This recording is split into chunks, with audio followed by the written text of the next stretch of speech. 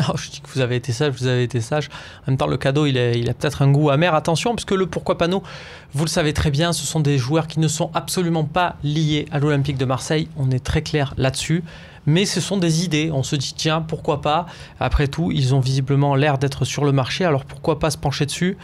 Et ce ne sont pas forcément des noms qui font rêver. C'est pour ça que je dis que le gâteau est peut-être un peu amer. Parce que voilà, on va commencer par Romain Hamouma. Alors je l'explique. Évidemment, c'est pas pour un poste de titulaire. Ça sent très ancien projet, comme on disait en début d'émission. Mais ça peut être un très très bon joueur de banc qui accepte de venir et qui sait qu'il sera remplaçant et qui donnera le meilleur quand il rentre. Romain Hamouma, il joue à Saint-Etienne. Il lui reste un an de contrat et le club lui a fait savoir qu'il ne voulait pas le prolonger. Il doit donc se trouver un point de chute. Sa valeur transfermarkt, vous la voyez, est de 4 millions d'euros, mais il peut partir pour 2 millions d'euros. Et actuellement, Toulouse est dessus. Est-ce que, la question là-dessus est très claire, est-ce que vous le voyez comme doublure de Thauvin et Payet, par exemple à la place d'un Cabella? Ou non, Cabella fait très bien l'affaire, il n'y a pas besoin de Romain Hamouma. Pourquoi pas lui, parce que c'est pas cher, mais ça fait quand même, il y a quand même un sentiment d'ancien projet. Alors, même pour une doublure, ça fait sentiment d'ancien projet. Et le seul point positif, et vous l'avez mentionné, hein, c'est de se dire qu'il est quasiment libre et qu'il est achetable entre guillemets pour 2 millions d'euros. Mais même pour un poste de doublure, je suis pas certain que ce soit en plus son projet perso à lui. Ça fait pas rêver l'équipe type de l'année prochaine. Ouais, et puis pour connaître un petit peu le personnage, c'est un mec qui est très très attaché à sa région. Au Forez et qui aime la campagne, qui est pas du tout dans le star system, qui me fait penser un petit peu à Jérémy Morel, un peu en exergue. Ok, n'en dis pas plus. Voilà, non, mais c'est pour nous faire penser à Jérémy Morel. Et je pense que le mec sera de toute façon plus attiré vers un projet toulousain par exemple que Olympique de Marseille, parce que la ville lui fait un peu peur. Il faut bien dire ce qui est. Marseille, ça le fait flipper. En même temps, un joueur de foot à l'OM, il vit à Cassis ou à La Ciotat. Ouais, mais c'est pas du tout son style, justement. C'est pas le style du personnage. Très bien, bah, tant pis pour Romain Hamouma. Ou alors peut-être pourquoi pas fin août, s'il y a besoin de faire des rafistolages et qu'à ce moment-là, une opportunité se fait. Pour un club de Ligue 1, c'est une super opportunité. Hein, je veux dire, voilà, autre que l'Olympique de Marseille, moi je me jette dessus en tant que président de club. Alors ce qui nous a fait dire que ça pouvait être intéressant dans un poste de remplaçant aussi, c'est qu'on l'a vu cette saison physiquement.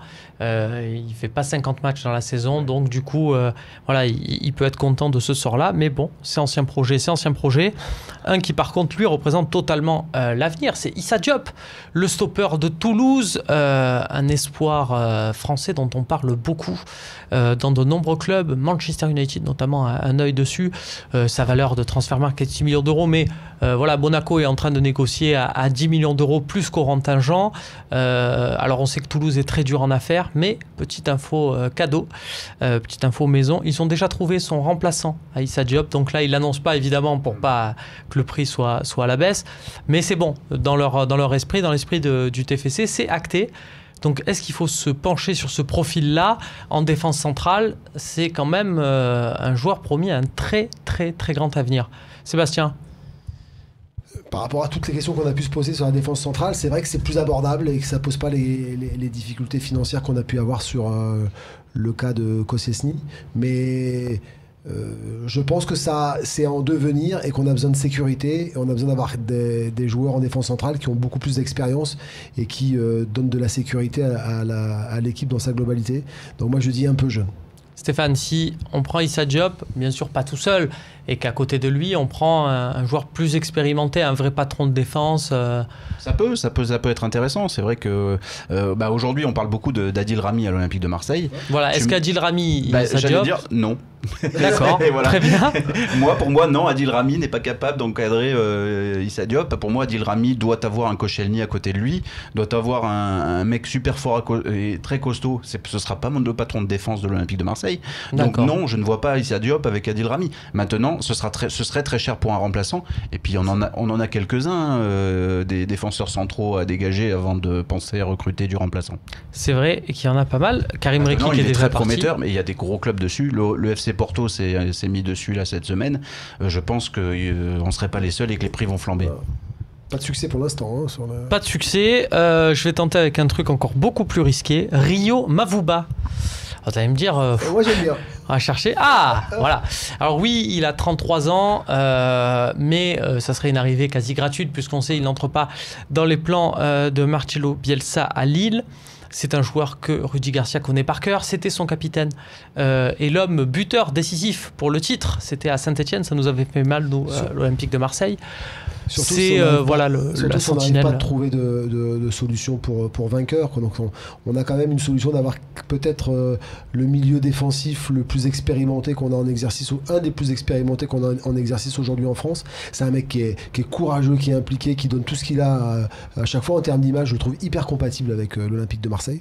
Donc ça peut être une bonne solution alternative, même si on ne peut pas en faire notre titulaire star du milieu de terrain, mais je pense que ça peut être une bonne solution. Stéphane a écouté, à se rappeler les confidences de Frédéric Antonetti au Canal Football Club. C'est aussi quelqu'un qui relancerait un peu les boîtes de nuit dans la région, c'est ça? C'est vrai que si on conserve Fanny, si on garde Evra et tout, ça, il y aura une super ambiance dans le vestiaire.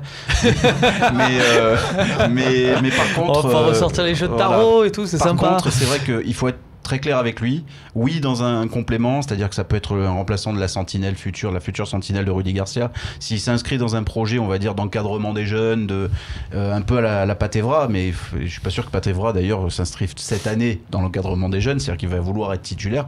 Donc, c'est-à-dire que moi, Rio, si tu me dis Rio Mavuba titulaire à l'OM l'année prochaine, je vais faire la grimace. Si tu me dis il est là pour les 60 matchs qu'on va avoir à faire dans à la place d'un cas. Zambo, par exemple. Ouais, mais là, actuellement, je serais en train de dire que je suis presque content de garder Zambo en ce moment, tu vois. Je veux dire, c'est un peu compliqué. Alors, si on peut m'isoler cette séquence en régie, je pense que je vais pouvoir la ressortir de temps en temps. Mais d'accord, Sébastien, est-ce que entre Zambo et Mavuba, puisque c'est grosso modo le même rôle? Ouais, je pense que dans ce cas-là, ça sert à rien de se créer de la difficulté. Si on a Zambo, on peut rester avec Zambo. Parce qu'il est là. Parce qu'il est là, ouais. D'accord. Ça, c'est le principe de réalité. Ça fait pas rêver, mais ça, c'est le banquier qui parle. C'est qu'à un moment, quand on a quelque chose, il faut être pragmatique. Très bien. Ça marche aussi en football, attention. On va parler maintenant d'Adam Ounas, le virevoltant bordelais, qui nous avait fait une belle frayeur, vous vous en rappelez. C'était lors du dernier Bordeaux Olympique de Marseille, avec sa frappe claquée par Pelé à la dernière minute. Des fulgurances, mais quand même beaucoup d'irrégularités. Là aussi, il est sur le marché et il y a l'opportunité finalement de le piquer à Bordeaux. C'est un ailier gauche, ça permet de replacer Payet dans l'axe. C'est ce que certains de ses supporters avancent comme argument. Non. Pour Sébastien. Ouais, vous l'avez dit, ça peut être percutant sur des laps de temps relativement courts. C'est pas un titulaire incontestable. Et moi, il ne l'est déjà pas à Bordeaux, donc il peut venir en position de doublure. À perturber une équipe que je considère être plutôt bien orientée. C'est certain que si on repositionne Payet dans l'axe, mais qu'on a aussi Germain et qu'on a aussi Giroud, on ne sait plus quoi faire. Donc, par rapport à tout ce qu'on a raconté, si on arrive à faire ce qu'on a dit par ailleurs, je ne vois pas du tout ce que Adam Ounas peut venir faire. Remplacer Bounassar. Moi, c'est c'est en fait un peu l'esprit. C'est-à-dire venir remplacer Bounassar. Donc toi, tu as envie de dire à Bordeaux, ok, mais prenez Bounassar. Voilà. Vous récupérez Bouna, on récupère Adam, ça nous va, c'est parfait. Ouais, non, c'est dans cet esprit-là, ça peut être pas mal. Ouais. Très bien. Il y a beaucoup d'antériorité par rapport à ta position sur ce sujet-là. Mais... Très bien. Pour le fun, je vais envoyer un texto à Jocelyn Gourvenec en lui proposant l'idée. Comme ça, pour voir, on verra bien. On jamais. On verra bien. Sur un malentendu. Sur un malentendu. Le dernier, ce serait un sacré joli malentendu, et encore que. Iñaki Williams. Alors, je vous en parle, c'est la pépite, une des pépites de la Rojita, la sélection espoir espagnole. On l'a vu avec l'Athletic Bilbao.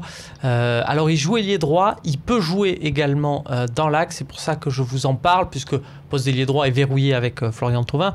On l'espère en tout cas.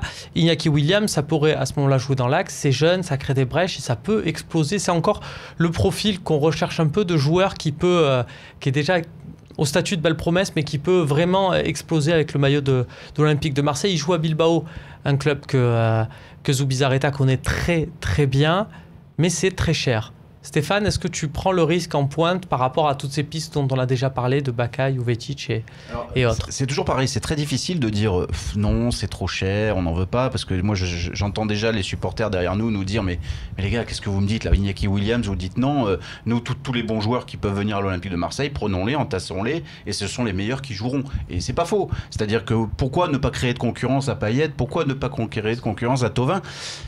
Dans l'absolu, c'est vrai qu'il va falloir qu'un jour il y ait de la concurrence à ce niveau-là aussi. Mais c'est pas la priorité du club. Donc mettre 25 millions sur un mec qui va venir... 25 millions, voire un peu plus. Voire un peu plus. Donc ça me paraît compliqué et c'est mettre en difficulté et c'est pas forcément mettre les œufs dans le bon panier en tous les cas. Ouais. Moi, je te rejoins complètement. C'est vrai qu'on met 25 millions sur quelqu'un qui est d'abord et avant tout ailier droit, même s'il peut jouer au centre. C'est pas la priorité.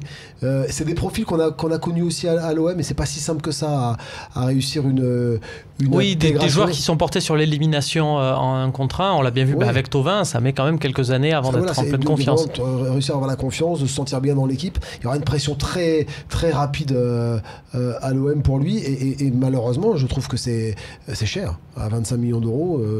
Même si on a une ambition qui est très forte, on voit qu'on là pour le coup le pari est très fort, est risqué. Ouais, le pari est risqué. Alors bon, c'est vrai que pour la petite histoire, je crois que c'est le premier joueur de couleur à marquer pour l'Athletic Bilbao. On connaît le club l'Athletic Bilbao qui veut que des joueurs d'origine basque, etc. Et c'est le premier joueur de couleur qui a réussi cet exploit. C'est juste pour l'anecdote. Mais en tous les cas, oui. Pari risqué et très cher. Et vraiment, si à droite on garde un Thauvin qui est du niveau de ce qu'il a fait l'année dernière, si on arrive à avoir quelque chose du type Germain, parce que c'est quasiment fait, Giroud ou un avant-centre qui ressemble à Giroud en termes de tour de contrôle, je trouve que c'est beaucoup plus séduisant que de continuer à rajouter des profils de joueurs qui percutent comme ça. Parce que finalement, il nous manquera toujours une tour de contrôle que jouait le rôle que jouait un peu comment il s'appelle Bafé Gomis, même s'il n'était pas si grand que ça, mais avec son poids et sa capacité à garder la balle, il était quand même ancré au milieu de la défense et jouait ce rôle-là. C'est une des petites choses que je lui reprochais justement, c'est cette incapacité à garder le ballon dos au but justement. C'est que bon nombre de fois, moi je regrettais qu'il ne sache pas justement conserver le ballon, faire monter, attendre que l'équipe des approximations techniques qui sont fatales. Mais souvenez-vous, on reprochait aussi ça beaucoup à André-Pierre Gignac, et une fois qu'il est parti, on le pleurait. On le pleurait, évidemment, c'est toujours le lot des attaquants à l'Olympique de Marseille. En tout cas, vous voyez, messieurs, que cette rubrique a un intérêt propre, c'est qu'on sait ce qu'on veut pas, et donc du coup, c'est derrière plus facile de savoir ce qu'on veut vraiment. Merci d'avoir participé à cette émission. On n'exclut pas de se faire comme ça des petits extras de Mercatalk. Merci. Merci beaucoup.